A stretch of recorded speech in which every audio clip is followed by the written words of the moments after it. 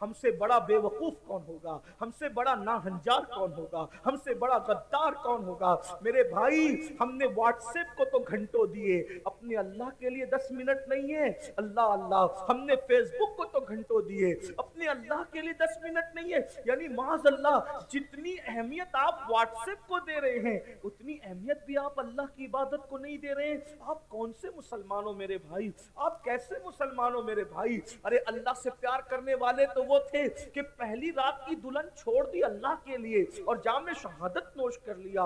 پھر اللہ نے دیکھو جو اللہ سے پیار کرتا ہے اللہ اس سے کیسے پیار کرتا ہے، توجہ ہے آپ کی، جو اللہ سے پیار کرتا ہے اللہ اس سے کیسے پیار کرتا ہے، اللہ اس کے لیے قانون بدل دیتا ہے۔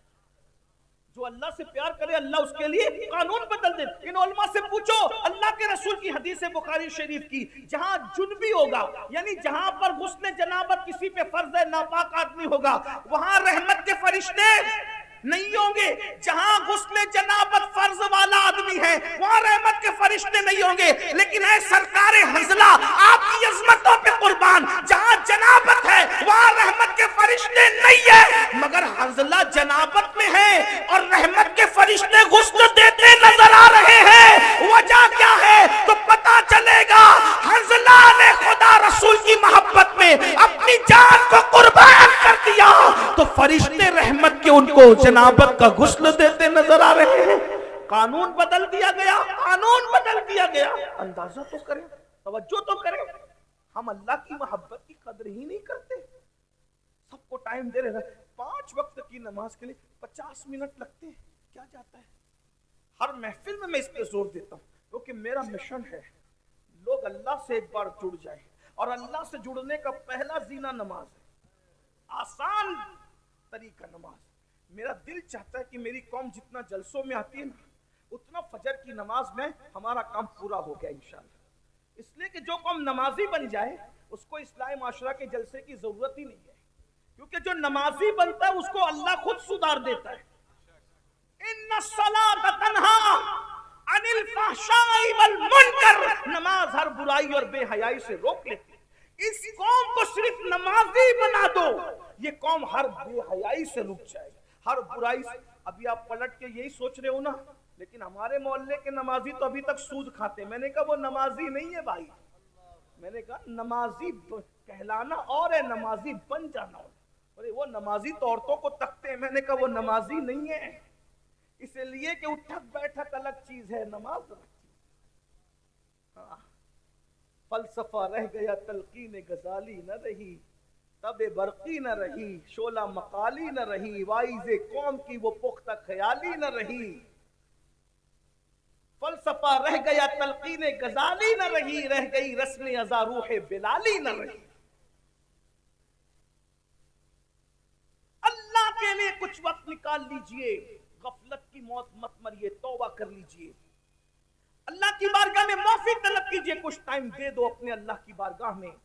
تو ٹوٹے ہوئے پیالے سے آواز آئی، بادشاہ تھا مٹی میں ملا، مرنے کے بعد لوگوں نے پیشاب اور پاخانے کی، پاخانے پیشاب لوگوں نے کی۔ پھر کیا ہوا؟ اسی مٹی کو ایک دن کمار آیا اور میری مٹی کو اٹھا لے گیا۔ جب اٹھا لے گیا تو مٹی کو سڑایا، اس میں گوبر ملایا۔ ہائے ہائے، یہ بادشاہ کی مٹی کا حال دیکھو، یہ بادشاہ غافل لوگوں کا انجام دیکھو۔ اللہ غیور ہے، وہ خفیہ تدبیر فرمانے والا ہے، وہ خفیہ تدبیر فرمانے والا ہے۔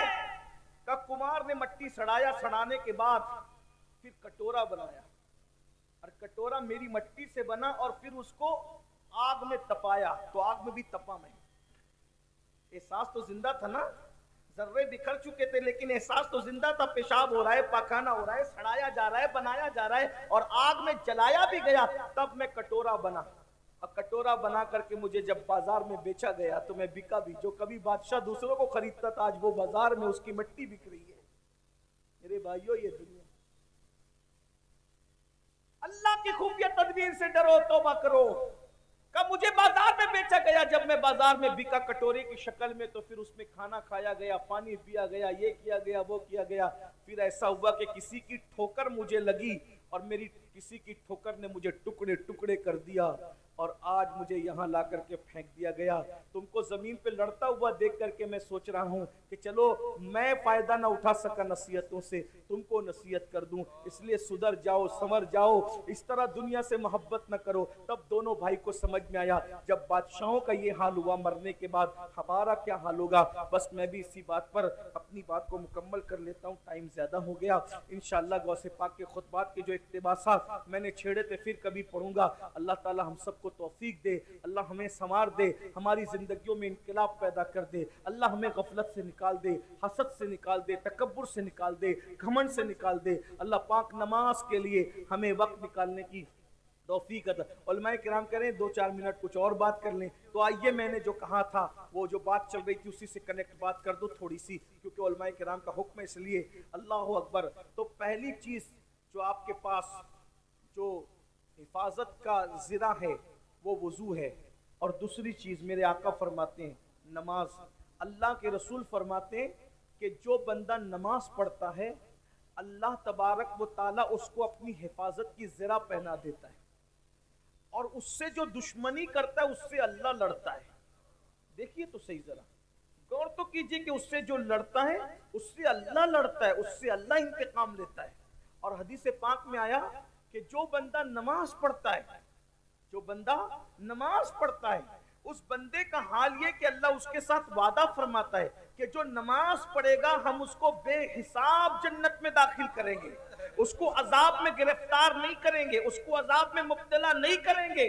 کیوں؟ اب بتاؤ, جب نماز پڑھنے والے کو اللہ اپنے عذاب میں گرفتار نہیں کرتا تو پھر اللہ اس کو دنیا کی مصیبتوں میں کیسے گرفتار کرے گا. اللہ کے بندو, آج ہر بندہ پریشان ہے, مالدار بھی پریشان, غریب بھی پریشان, خوبصورت بھی پریشان, کم خوبصورت بھی پریشان, اور سب لوگ آ کر کہتے حضرت دعا کریں. اچھی بات ہے, اللہ کے نیک بندوں سے دعا کرانا چاہیے, لیکن ایک بات کہتا ہوں, یہ جو پریشانیاں ہیں, یہ جو تکلیفیں ہیں, یہ جو بلائیں کیوں ہیں؟ قرآن کہتا ہے وَمَا أَصَابَكُم مِّن مُّصِيبَةٍ فَبِمَا كَسَبَتْ أَيْدِيكُمْ, کہ تم پر جو کچھ مصیبت آتی ہے وہ تمہارے گناہوں کی وجہ سے آتی ہے, وہ تمہارے ہاتھ کی کمائی کی وجہ سے آتی ہے. غوث پاک کے خطبات میں پڑھ رہا تھا, آئیے خطبے کا ایک اور میں پوائنٹ آپ کے سامنے رکھ دوں. حضور غوث پاک کے خطبے کا, حضور غوث پاک رضی اللہ تعالیٰ فرماتے ہیں کہ آپ نے حسد اور تکبر کے بارے میں سنا. غوث پاک فرماتے ہیں اگر چاہتے ہو کہ تم کامیاب ہو جاؤ, بس یہ آخری پوائنٹ ہے, علماء نے حکم دیا تو میں یہ بات آخری پوائنٹ کے طور پہ رکھ رہا ہوں, خطبات تو آپ کے بہت سارے ہیں. غوث پاک فرماتے ہیں اگر کامیابی چاہتے ہو دنیا اور آخرت کی, میں بطور مفہوم پڑھ رہا ہوں, اپنی عبادت کا رنگ چاہتے ہو. دیکھو آج اپنی عبادت کا رنگ ہم پر نہیں ہے, ہمارے چہرے عبادت کے باوجود ویسے نہیں ہے جیسے عبادت گزاروں کے ہوتے ہیں, ہماری صحت ایسی نہیں ہے جیسے عبادت گزاروں کی ہوتی ہے. وجہ کیا ہے؟ اب غوث پاک اس کی وجہ بیان کرتے ہیں, فرماتے ہیں کہ اگر عبادت کا رنگ چاہتے ہو, عبادت کا فائدہ چاہتے ہو, دنیا میں کامیابی چاہتے ہو, تو حلال روزی کو لازم پکڑو, رزق حلال کھاؤ, حلال کے سوا کچھ مت کھاؤ. آپ بھائی اپنا لقمہ چیک کیجئے, آج کیا ہم حلال کھا رہے ہیں؟ آپ سے پوچھتا ہوں کیا ہم حلال کھا رہے ہیں؟ بہت معافی کے ساتھ, بڑی معذرت کے ساتھ. دیکھو حق بات لوگوں کو تکلیف پہنچاتی ہے لیکن ہمیں اس سے کوئی فرق نہیں پڑتا, ہم تو قادری لوگ ہیں, اللہ کے لیے سچی بات رکھ دینا چاہیے. آج لوگ جو ہیں بڑی بڑی باتیں کرتے ہیں, ہر سال حج کو جا رہے ہیں, ہر سال عمرے کو جا رہے ہیں, نمازی بنے ہیں, مسجد کے متولی بنے, یہ بنے وہ بنے, لیکن لقمے کی پابندی نہیں ہے, حلال و حرام میں کوئی تمیز نہیں ہے, جو جی میں آ رہا ہے کھاتے جاؤ, پیٹ میں ڈالتے جاؤ. کچھ تو اتنے بے باک کے کہتے ہیں مولانا بسم اللہ پڑھ کے کھا لو, سب حلال ہے. استغفر اللہ, انا للہ و انا الیہ راجعون. پھر کیا ہو رہا ہے کہ وہ لاٹری بھی کھیل رہے ہیں, وہ ڈیجیٹل طور پہ جوا بھی کھیل رہے ہیں. آج جوا ڈیجیٹل اتنا عام ہو گیا ہے, بڑے بڑے دیندار گھرانے کے لوگ, مالدار گھرانے کے لوگ, نوجوان چھوکرے, راتوں رات کروڑ پتی بننے کا شوق ہے, راتوں رات جو ہے وہ مالدار بننے کا شوق ہے, ایزی منی کے چکر میں, شارٹ کٹ میں مالدار بننے کے چکر میں جوا کھیلا جا رہا ہے. یاد رکھنا نسلیں برباد ہوگی, نسلیں. اللہ کے بندو حرام کو کیا سمجھ رکھا ہے؟ حرام برباد ہونے کے لیے ہے, حرام تباہ ہونے کے لیے, بلکہ حرام کے اتنے دروازے کھلے ہیں. لوگ تو ٹور شروع کرتے ہیں, حاجیوں کے, عمرہ کرنے والوں کے پیسے لے کے بھاگ جاتے ہیں. سوچئے تو صحیح, حیرت کی بات ہے.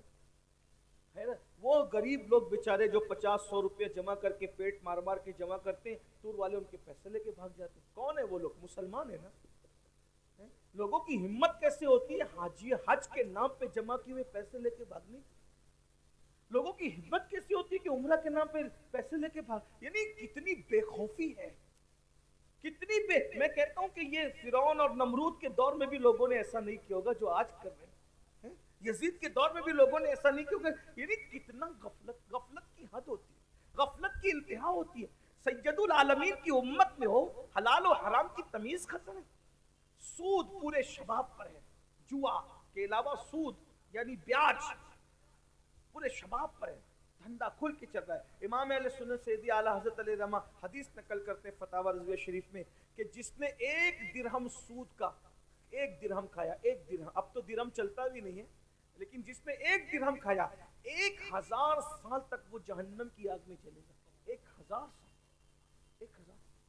तोहफे कोई देता है हलाल क्यों के, बस खूबसूरत तोहफा है, वसूल करो। सैयदुना फारूक आजम फरमाया करते थे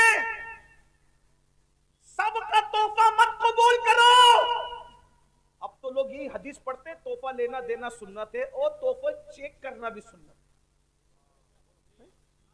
तोहफा चेक करना भी सुन्नत है। फारूक आजम कहते हैं सबका तोहफा मत लो, क्योंकि बास तोहफे खुफिया रिश्वत हुआ करते हैं।